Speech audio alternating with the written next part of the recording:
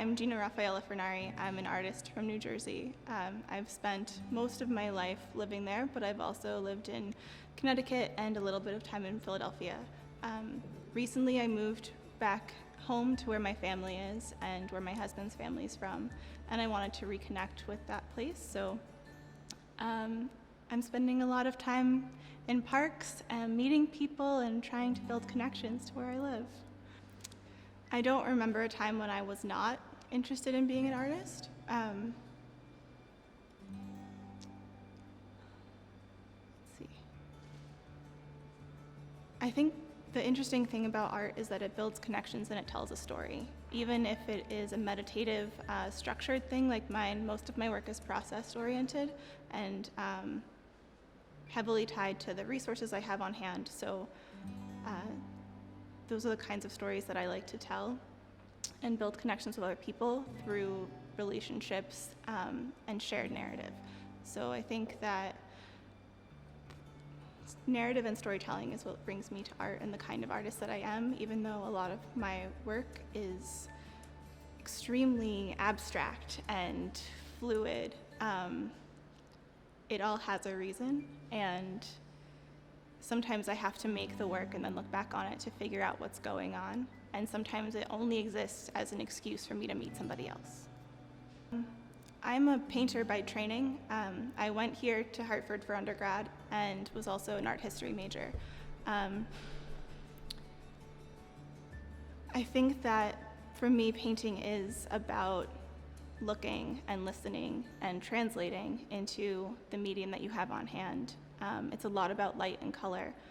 When I've moved into other mediums, ceramics, video, all of it's still painting, sound, everything. There are elements of collecting, reflection, translation, and structure, and you have to think about those things and how the puzzle pieces fit together and the image or the idea that starts to take shape. So all of my work is based in that process.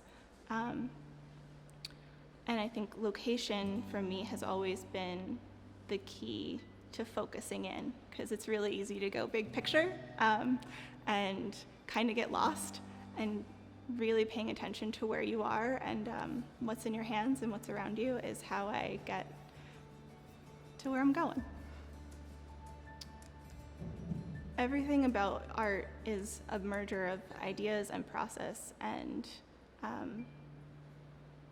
I think learning is a huge part of that for me, and I need to have an outlet for learning something new all the time so that I can keep that muscle going of knowing what it is to be a novice at something, knowing what it is to struggle through a new material or a new bit of information. So moving into ceramics, for example, is something that I did because that is the community that I'm in, the only real art-focused center where there's a ton of awesome people with a ton of awesome knowledge doing the things that I want to do, is a community college that has an amazing group of potters that run something called the Clay College of New Jersey.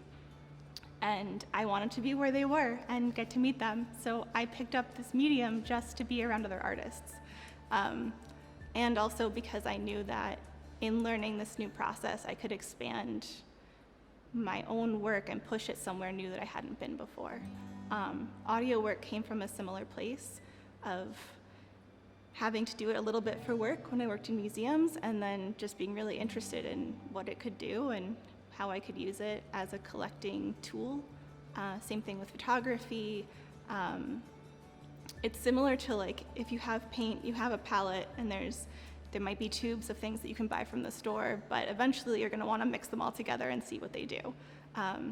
And I like having a bunch of things in different stages and phases so that I can be a novice and an expert and sort of in the middle and plateauing, and it gets me through that mental challenge and block sometimes of being an artist, because you'll get really good at something and then you'll kind of level out and not know where you want to go. And I think that's usually when I find somebody who can teach me something that's sort of outside my box. When you enter the gallery, the first piece that you're hopefully going to see of mine is the video projection. It's called On the Edge, A Kind of Bridge.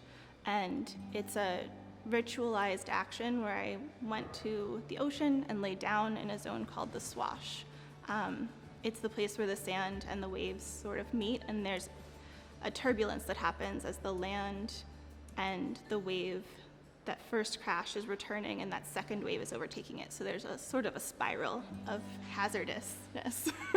I think embodying that moment of being on, in, and beyond the water and the edge space was really important to me. And I did it instinctively the first time. It was a purely moment for myself. For that piece, the viewer is invited to come and run their hands along the curtain and disrupt it, because for me, it's really important that there's some kind of interaction. And as you walk in front of the projector, you will cast a shadow on the work and you will become a part of the work. And if you run your hands along it, you're acting as if the wind, kind of moving the curtain and adding action to the piece.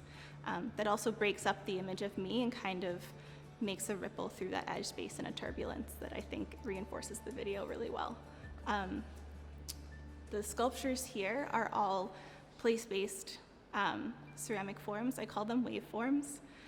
They've all been made of different clay bodies. They're from that location, fired in the kilns at the Clay College in New Jersey, based in the knowledge that I gained from all of those artists taking classes there. And they're reminiscent of the waves and the seashells and the landforms that I'm encountering in the landscape around New Jersey. So they're from a bunch of different waterways. All of the sounds inside of them are field recordings, and they're given specific locations. So